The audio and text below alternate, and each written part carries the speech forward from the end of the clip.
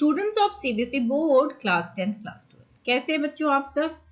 बच्चों आप सबके एग्जाम्स जो हैं, अब देखो एक आपने लेवल पार कर लिया, आपने मिड टर्म दे दिया है ना। अब मिड टर्म तो हो गया हमारा, और मिड टर्म मैक्सिमम बच्चों का अच्छा नहीं हुआ, that was known to us, exam अच्छा नहीं हुआ।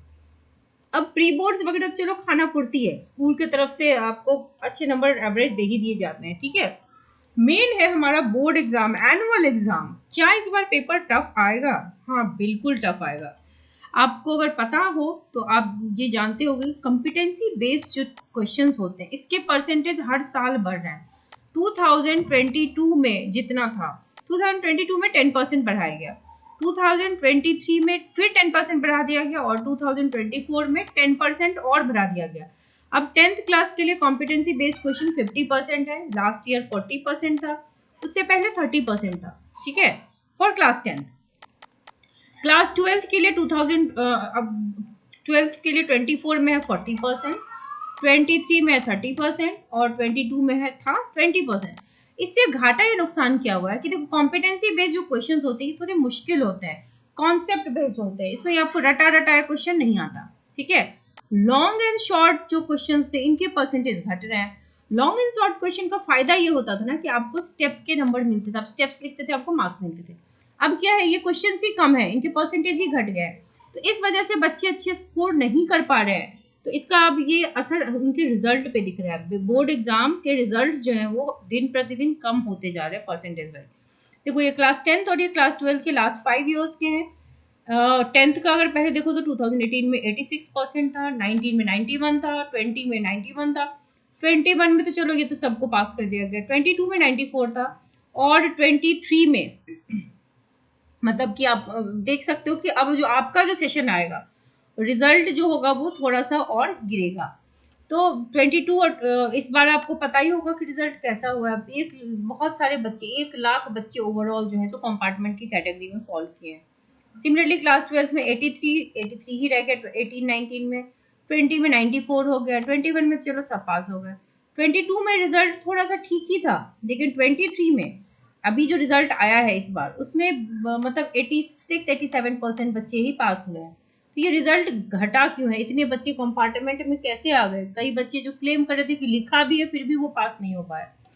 टीचर्स का ये कहना है कि बच्चों की जो कॉपीज थी कोविड के टाइम में जो लिखते नहीं थे, इस वजह से वो लगभग खाली थी, 150 वर्ड में वो 30 वर्ड लिखते थे, तो ऐसे में मार्क्स नहीं मिले हैं। कुछ बच्चों ने टफ क्वेश्चन की वजह से ब्लैंक शीट छोड़ी थी, तो ये बच्चों की तरफ से प्रॉब्लम थी। कई बच्चों का ये क्लेम करना था कि उन्हें मार्क्स नहीं दिए गए, और उनका जो रीवैल्यूएशन हुआ उसमें भी मार्क्स नहीं मिले।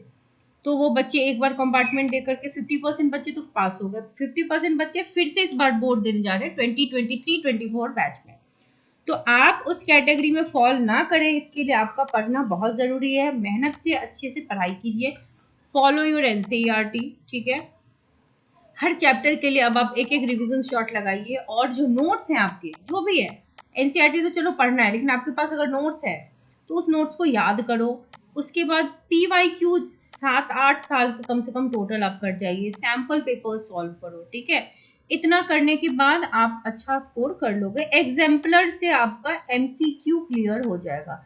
ये कुछ चीजें हैं जो बहुत इंपॉर्टेंट है, इतना कर लोगे अच्छे नंबर ले आओगे। एनसीईआरटी में इसके जो एक्सरसाइज के क्वेश्चंस होते हैं, बैक क्वेश्चंस, इन टेक्स्ट क्वेश्चन, वो बहुत अच्छे से याद कर लेना। क्वेश्चन उसी के अराउंड आता है, क्वेश्चन कहीं बाहर से नहीं आता। बच्चे वही नहीं याद करते और दुनिया भर की चीजें ढूंढते फिरते हैं। तो एनसीईआरटी के क्वेश्चंस अगर कर लोगे तो आपको आइडिया भी मिल जाएगा कि क्वेश्चन बनते कैसे हैं, किस तरह के होते हैं।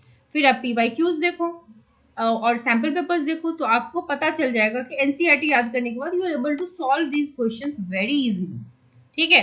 तो चांसेस बहुत ज्यादा बन रहे हैं कि रिजल्ट आपका क्वेश्चन जो है और डिफिकल्ट आएगा, पेपर चेकिंग टफर भी होगी, और मार्क्स गिरने के भी चांसेस हैं, ठीक है।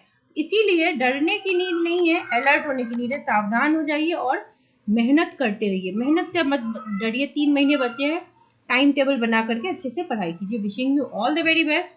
अगर आप क्लास 10 साइंस और क्लास 12 केमिस्ट्री के बच्चे हैं तो आप बैच ज्वाइन कर सकते हैं जो जूम पे होती हैं। कंप्लीट एनसीईआरटी से हम पढ़ाते हैं, हाईलाइटेड PDF शेयर होता है, notes and everything will be share. 3 classes होंगी, 1-to-1 इंटरेक्शन होगा।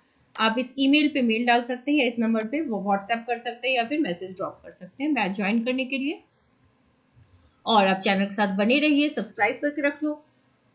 और जो क्लास 12th केमिस्ट्री है उनमें हर चैप्टर के लिए इंपॉर्टेंट क्वेश्चन की वीडियोस बना दी गई है, 30 इंपॉर्टेंट क्वेश्चंस पर chapter. So these are almost the expected questions. इतने का लगा लोगे तो आप कम से कम 60-70% तो ले आओगे, ठीक है, कम से कम एटलीस्ट। तो ये क्वेश्चन जो है इनके प्लेलिस्ट की लिंक आपको डिस्क्रिप्शन बॉक्स में मिल जाएगी। So wishing you all the very best.